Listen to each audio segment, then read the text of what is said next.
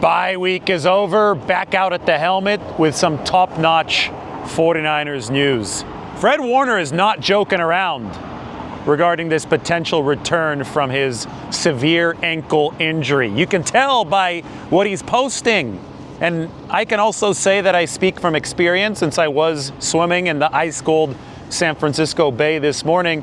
What Fred Warner is doing in that all-out flutter kick is a very, very good sign regarding the progress of an ankle that he both fractured and dislocated back in early October. But it takes a lot of ankle flexibility to flutter kick, especially to flutter kick effectively. And it looks like Fred is moving decently well in that water. You know, he's one of those guys that I think is good at absolutely everything. But, you know, over the course of my swimming career, especially back before I started doing the open water stuff and I was swimming in lap pools like Fred is right now, one of the big focuses would be when I was outside the water sitting on my ankles and have them outstretched backwards. So your toe would be faced backwards so you could stretch the ankle out as much as possible so it would act as a de facto flipper in the water. So the pressure that you do put on the ankle and require it to be flexible to catch as much water as possible when flutter kicking is not ordinary. And the fact that Fred Warner is able to flutter kick right now the way that we have seen in this video means that he is indeed making big progress. He was also in Lake Tahoe over the course of the bye week. It was just on November 18th that he posted a photo with Nick Bosa in the 49ers locker room, and Fred still had crutches in that photo, but we haven't seen all too much crutch activity since then. So remember that some doctors on the outside had theorized that 4 months could be a potential return from the injury that Fred suffered in early October. 4 months falls right around the NFC Championship game. Obviously, those doctors were not doctors who are personally connected to Fred Warner and this recovery process, so we just have to take that as an estimate, as a grain of salt from the outside. But it appears, based on what Fred Warner is choosing to share on social media, it appears that he is fully committed to trying to make it back, if possible, this season. John Lynch last week said that medically this is not possible according to the medical timeline, but he then turned around and immediately said Fred Warner is somebody that's going to do everything that he can to defy the time expectation. So, future Hall of Famer, we know that the all-time greats have defied injury timelines in the past. I always point to Jerry Rice coming back from the torn ACL 16 weeks later. Also an injury suffered in Tampa Bay. That was back during the 1997 season. And of course, Terrell Owens coming back after 7 weeks. He broke his leg, and then the 2005 Super Bowl saw Terrell Owens return and almost beat the New England Patriots all by himself. I mean, he was awesome in that Super Bowl. Everybody was talking about a 10-week recovery. He was back much, much earlier than that. And I would categorize Fred Warner in with some of those special players. More good news for the 49ers. Yetur Gross-Matos, he's going to see his practice window opened tomorrow. So the 49ers had been managing Yetur even when he was off of injured reserve with only Thursday practices. So they're not going to even bother to open the practice window on a Wednesday. They're going to get Yetur back out on the practice field tomorrow. I've written a massive article up on the San Francisco Standard about the 49ers defense. You should definitely go check it out right now. Getting Yetur Gross-Matos back would be massive for the 49ers. He has been their only plus defensive tackle when it comes to pass rushing. I mean, what Robert Saleh has been able to do with his defense is a straight-up magic trick. When you look at the metrics of the defensive line, way more red than blue, and obviously you want more blue. If you look at the linebackers, way more red than blue. Outside of Fred Warner, there's only been red for the 49ers. They've gotten good performance out of the secondary, except that opponents have been able to target the 49ers rookies, Upton Stout and Marquise Siegel, back when he was starting in coverage. But the defense is definitely performing with production that is greater than the sum of the individual defensive parts. And for that, you got to credit Robert Saleh. You've got to credit the 49ers' clutchness this season. And if they can get somebody like Yetur Gross-Matos back, well, maybe they'll actually have a standard interior pass rush to work with, because right now they're having to get really creative up front. You also have to give credit to Chris Kasarik, who has moved Keon White from the outside to the inside in those pass rushing situations, who has found ways to pick up the plentiful slack that the 49ers have. But somebody like YGM could definitely aid the 49ers and their coaching staff in that effort. Kyle Juszczyk will be back out at practice today for the 49ers. He broke his rib in Cleveland, but I talked very briefly to Kyle, who had a nice little bye-week vacation to Montana.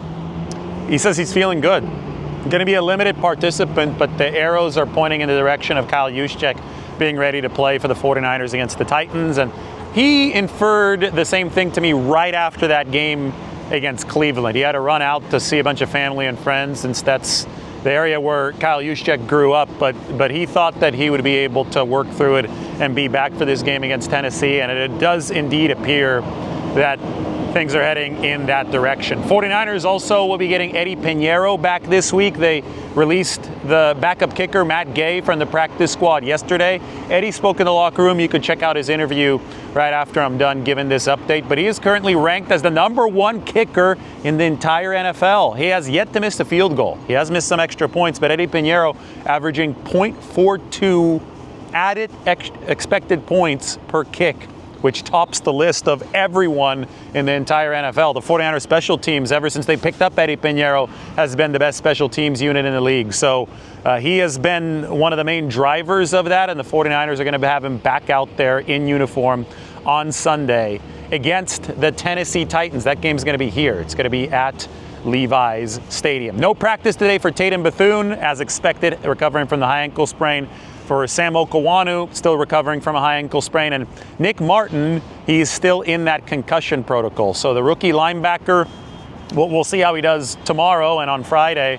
But if he can't play, then it's going to be 100% of the Sam linebacker snaps for Luke Gifford, who actually last played for the Tennessee Titans. So Luke getting to face his former team this weekend. Luke has been an important part of the 49ers special teams operation, which, when I did this article on the Standard and I talked about the ways that the 49ers defense has been good at the margins, you talk about red zone defense has been much better than last year, third down defense from one of the worst teams in the league to the middle of the pack. I mean, they have been able to win at high leverage junctures.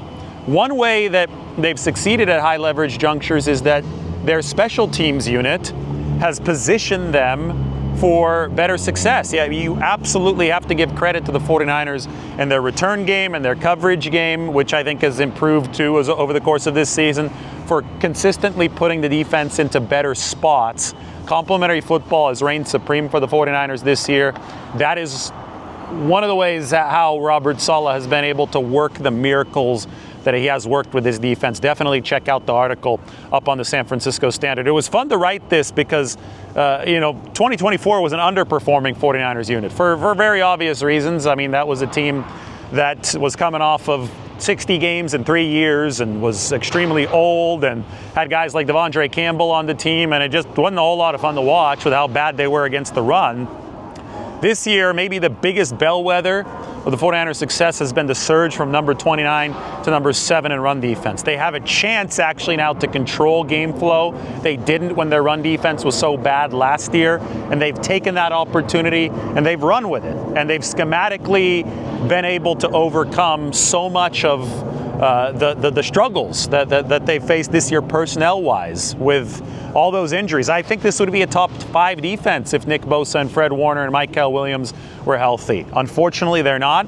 It isn't a top 5 defense, but Robert Saleh has them number 8 in scoring defense anyway, despite, what is it, number, I think, 24, 25 in EPA per play, because he has tailored this unit to succeed where it really, really matters. Speaking of Bosa, talked to him in the 49ers locker room today. Hadn't seen him all too often over the course of the past 2 months. He's been in the building, just hadn't been in there when the media's in there, but was able to chat very briefly with Nick Bosa.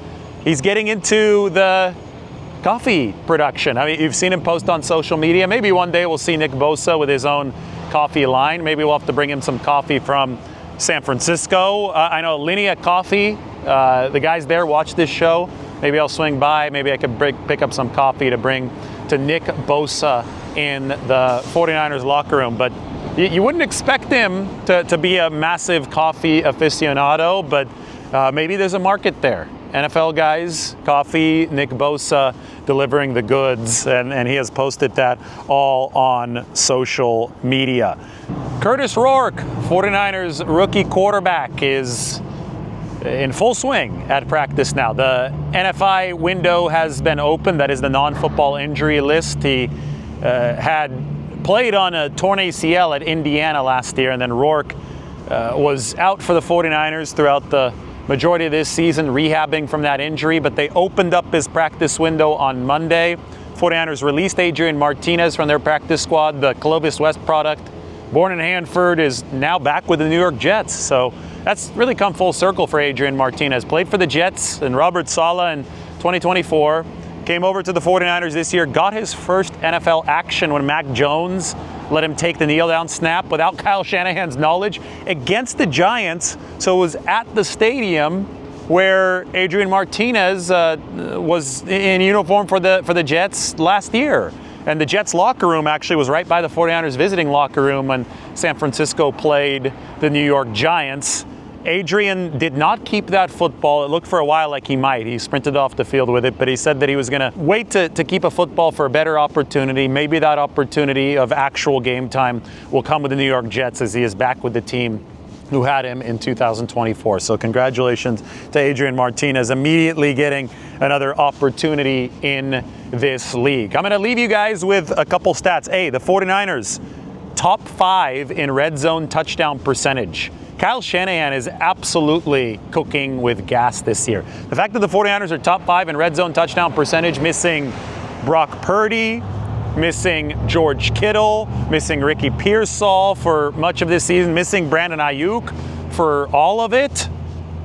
Are you kidding me? I mean, last year they were not this good in the red zone. I think last year I had some criticism for Kyle Shanahan and some of the play calling. It gets a lot easier when Christian McCaffrey's in there gunning for a 1,000 season. Looked like he's going to get it. Hopefully he can stay healthy. We can knock on wood there. But, I mean, the fact that the 49ers are performing, we talk about performance at the margins on defense. Looks like they're performing at the margins on offense, and Kyle Shanahan deserves a boatload of credit in that regard. He has reset after 2024, and he's delivering big for the 49ers. And then finally, let me leave this up on the screen for you guys.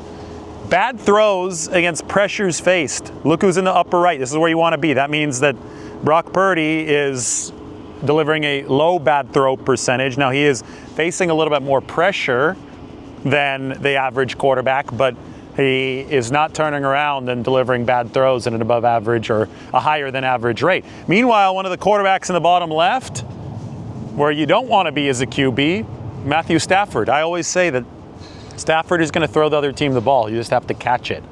That's happened several times, and the 49ers haven't caught it against Matthew Stafford, but the Panthers caught his interceptions a couple weeks ago. Anyway, just a stat for you to chew on as I take you into the locker room for some 49ers interviews. I haven't missed a game in almost 4 years, so missing those 2 games is very frustrating for me, but we're back. How'd you deal with that frustration? Just work out, get healthy, and get stronger. So. When you heard it, did you think that you could come back this quickly? Yeah. It wasn't a crazy injury, so I knew I had a good shot, and the training staff did a great job to get me back. So. When did it exactly happen? On the extra point, one of the last extra points against the Cardinals. So.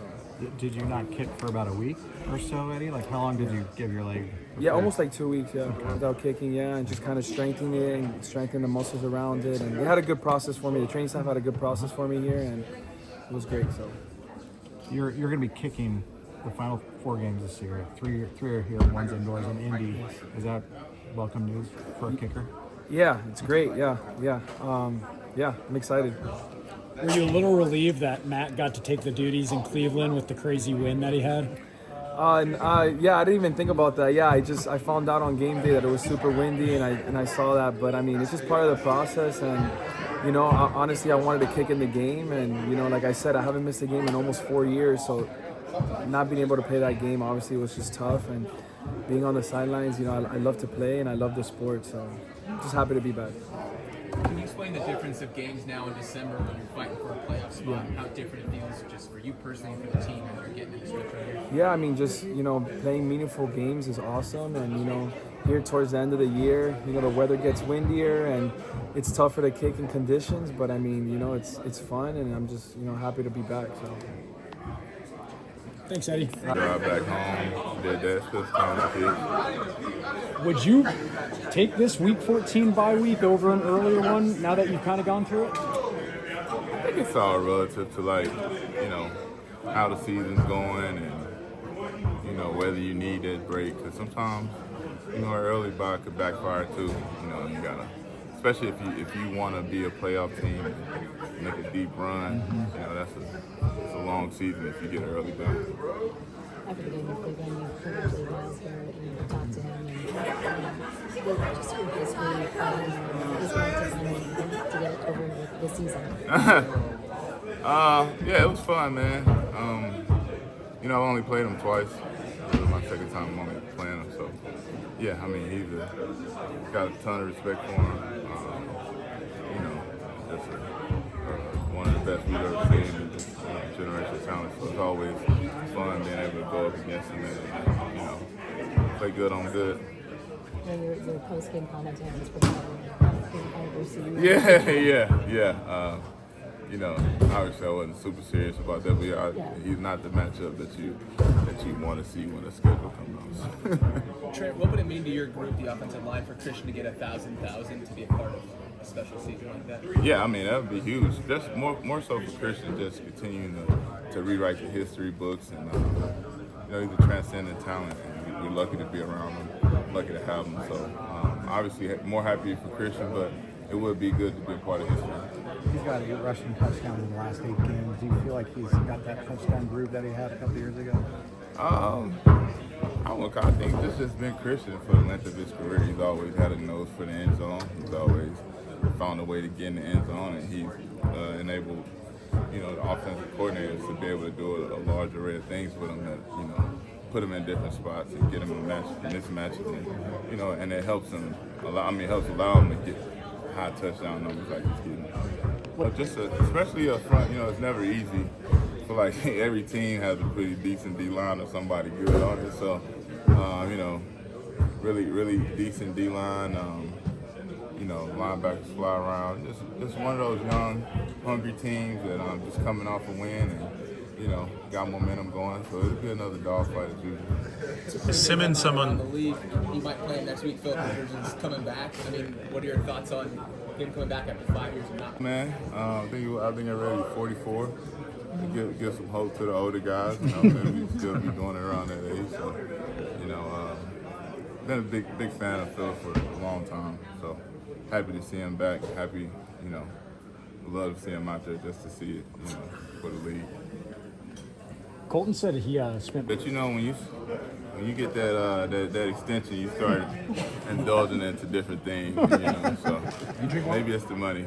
Nah, I'm not against it though. But no, I'm not a huge wine guy. Thanks, Trey. Great to have a bye.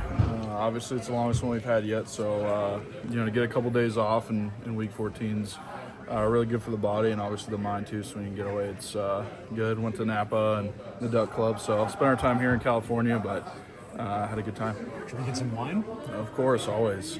It's pretty good. Anything that stood out in the tastings? They say about Gouda, it's just so good. So that's one of my funny ones I say. But it was good stuff. What have you seen from Tennessee, and what stands out when you're watching film? Obviously, when you turn on the tape, it's 98. When you got an interior defensive lineman who's as disruptive as him and can make the plays he can. Obviously, Arden being here as well. It's just, they're a good front. They get off. They had a good week last week against Cleveland. So, we're going to have our hands full inside, but also, they just got to take care of business. But, they're a defense who flies around and makes plays. But, 98 is going to be the key piece in there. How much would it mean for you to have Christian get 1,000? It'd be awesome. I mean, I think he's, him and Marshall Falk are running around together right now. So, you want to get your guys in the end zone and yardage and all that. So, if that's something he can achieve and we can be a part of that, it'll be a pretty cool experience for all of us. How much scoreboard watching, or how many games did you get to see on Sunday? Quite a bit. Obviously watched the Monday night game, and then I think I watched Bills Bengals in the blind, had that going. So I watched a few of them in the Sunday night game. So it's nice when you can sit back and watch and not have the pressure of a game going. But now it'd be nice to be back in it. When you watch that though, and you know the standings can shift dramatically, you guys could have moved it to 2 last week. I mean, are you rooting pretty hard for something like that? I don't know if we're rooting hard for it, but people made a big deal out of the whole 7-6 thing, and could have been to 2, but obviously seasons are made and lost in November, December. So these 4 weeks are going to be the most important of our season, and it's looking that way. The NFC is kind of wide open. You got your top tier teams, and then guys like us who are fighting for those spots. So it could come down to Seattle and us for a 1, or however the season's going to go. As long as we're in, it's all that matters. There's one guy that you would drink wine with on this team. Who is it? One guy. A classy teammate. Classy. I would say. I know George does some, so I'd love to go to a winery with him. Are you a red wine guy, white wine guy? Red for sure. Merlot, Syrahs, a little pepper, I guess they put in there, but no, we're part of one, so it's a cool deal, and I love going out to Napa. Speaking of George, he had a podcast, he had the top 5 sports movies. Do you have a list? List of top 5? No order, but Longest Yard. You have Miracle. What do we got? Remember the Titans is great. Major League 1 and 2, so there's 5.